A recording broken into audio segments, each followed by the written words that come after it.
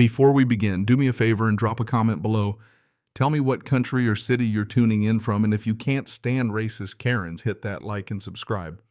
And hey, I've got a second channel for all the messy drama I can't squeeze in here, links down there. Now you're asking me when this whole saga really kicked off. The simple answer is the day the neighbor kid lobbed my clothes in the pool. But you know the truth is, it started the day I put my signature on that mortgage. The day a black man, me newly minted police chief, had the nerve to move into a neighborhood that prided itself on its perfect lawns and its even more perfect monochrome census. The pool incident. That was just the first shot fired, not the opening of hostilities. Picture this. It's July.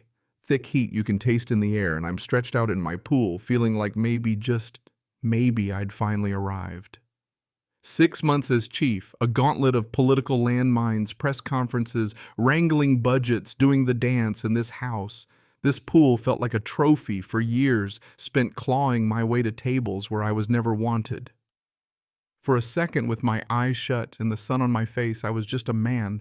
No badge, no battles, just a guy with sore muscles and a clean conscience. Then I hear it, a wet thump. Maybe a branch, I think. Nope. Next comes a t-shirt, my Warren Police Academy shirt, bleeding red into the water like some twisted dye job. My head snaps up, and there he is. Couldn't be more than 16, all mop-haired and grinning like he owns the world. He's got my laundry basket, the one I left on the porch. He picks up my jeans, flashes me that look, and lets them fly. Splash, another sock, another snicker. Just helping with your laundry, man, he says, like he's on stage at open mic night. You ever get that moment where you're not even angry? Just cold, I'm treading water, but my mind's already running the checklist. This isn't random. My property's fenced in. He had to come through the back, which means the neighbors next door, the new ones, are involved, at least by proxy. I haul myself to the edge, anger tucked neatly under layers of calm. What do you think you're doing? I ask, dead quiet. He just laughs, and the disrespect hangs in the air, heavy as the heat. He keeps flinging stuff. Socks, shirts, boxers, my life floating around me like some sick joke. And I realize this isn't about laundry. It's about making a point. You don't belong here. Not you, not ever. That look on his face, that's inherited. Passed down like the family silver. Go get your mother, I say. Voice flat, every ounce of cop showing. And now he's off balance. Why? Because you're trespassing, vandalizing my property, and you're going to explain it.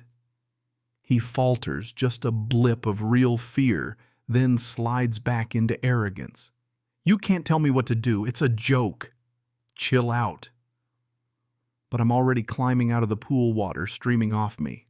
I look him in the eye, say, "You have 10 seconds before I call my officers." That gets him moving. I stand there dripping on the patio, waiting. Minutes later, the back gate bursts open, and in storms Lydia, the new neighbor, mid-40s, immaculate blonde, wrapped in white linen and carrying the vibe of a country club CEO. She doesn't even look at me, just surveys the mess like I'm the one who trashed my own property. Asher says, "You threatened him." She spits. "Ma'am," I say, keeping it cool, "your son trespassed and threw my belongings in the pool." Her eyes do this up and down like she's cataloging every reason she thinks I'm out of place. My son is a good boy. Boys play pranks.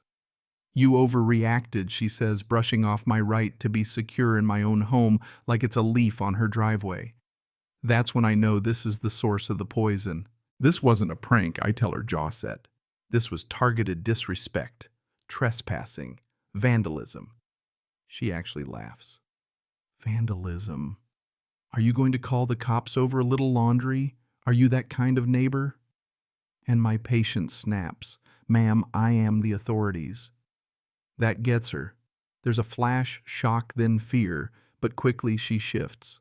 Suddenly it's all syrupy apologies. "Chief, please, you have to forgive us. He's just a child.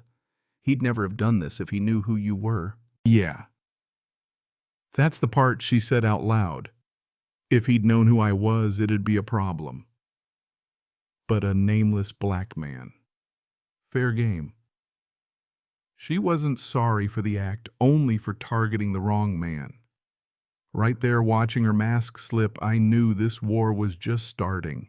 I called in a patrol. Protocol is protocol, even when it feels like theater. The officers who showed up looked mortified. Neighborhood disputes at the chief's house, not their idea of a Saturday. Lydia vanished, leaving Asher to stew in his own guilt. I laid it all out, pointed to the iPad. He'd dropped evidence, pure and simple. When asked if I wanted to press charges, I hesitated. If I did, I'm the villain. If I didn't, I'm saying this is okay. Lydia reappeared, crocodile tears ready. Chief, surely we can handle this without getting the system involved. Her privilege was a shield, and she was masterfully painting me as the aggressor. Ma'am, your son committed a crime, my officer said, her voice steady. A crime? Throwing laundry in a pool, Lydia snapped. It's trespassing and criminal mischief, I replied. And you could see the gears grinding in her head. Then I dropped the bomb. Given the context, it could be considered a bias-motivated incident. Now the poison was in the air. How dare you, she shrieked. We're not racist. We have friends of all backgrounds. Cue the classic defense. The officers just looked tired. They'd seen this dance before. I chose not to press charges, but I wanted everything documented. The iPad evidence. Lydia's panic over it was wild, more than a mother worried about a gadget. It was raw fear and not about her son. There was something on that tablet she was desperate to keep buried. My text bagged it, and I saw for the first time real terror in her eyes. The next days, Lydia went on the offensive private neighborhood posts about forgiveness and second chances, painting herself as the victim. The comments were a masterclass in coded bigotry. People crossed the street to avoid me. My very presence was now the problem. Even the mayor's office called, warning me to be careful about the optics. The system, I realized, wasn't built for justice, but for appearances. Lydia was playing chess while everyone else was playing checkers. But the iPad kept nagging at me. It was the outlier, her Achilles heel. With the help of my cybercrime lead, Gian, we got clever ran metadata, checked iCloud backups. That's where we found the shopping list. It wasn't groceries. It was a log names, addresses, surveillance notes, including my new arrival. High profile. Potential complication. Needs to be discouraged. Start with level 1 harassment. The prank wasn't a prank, it was a targeted strike. Digging deeper, we discovered a hidden ledger inside a recipe app, a high-end fencing and identity theft operation run out of her house, her son just another pawn. The moving parts were sickening. This wasn't about me. This was about power control and maintaining her empire, one she built to keep order her way. Lydia moved quickly, faking a 911 call, accusing me of harassment the same night my wife, home alone, triggered the panic code. The whole thing was a setup. She created an official record while I was on my way home, then weaponized it to get me suspended. Suddenly, I'm on administrative leave, a prisoner in my own house, while the real criminal plays the community's sympathy like a fiddle. But with Gian, we kept digging, pulled evidence from her trash, pieced together. Shredded documents connecting her to the warehouse where stolen goods moved in and out. With every new piece, her mask slipped further. When I confronted her, casual but loaded with subtext, her face blanched. That's when I knew she was cornered. With Asher's help, reluctant, scared, but ultimately brave, we set the trap for her biggest score yet, the estate harvest. State police moved in. Lydia was caught red-handed. The entire network collapsed.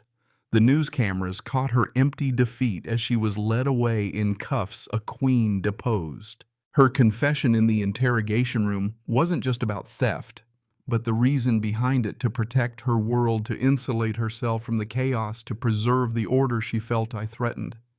She called me a variable, a disruption, admitted the real motive was to get rid of the black chief next door. In the end, the system did its work. Lydia's criminal empire fell, the warehouses were raided, her allies flipped, and she took a plea deal. Asher was shown mercy. I was reinstated, but the title felt different. Some neighbors now waved awkward and stiff. The trust is gone. I float in my pool, sometimes stare up at the sky, try to reclaim that old sense of peace, but the water feels colder. The stains on my clothes washed out, but the stain of what happened will always be there. You know what I mean? The pool is clean, but the water remembers.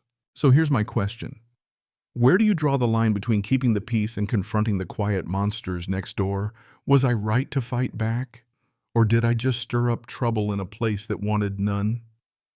Let me know in the comments, because justice, like water, never forgets.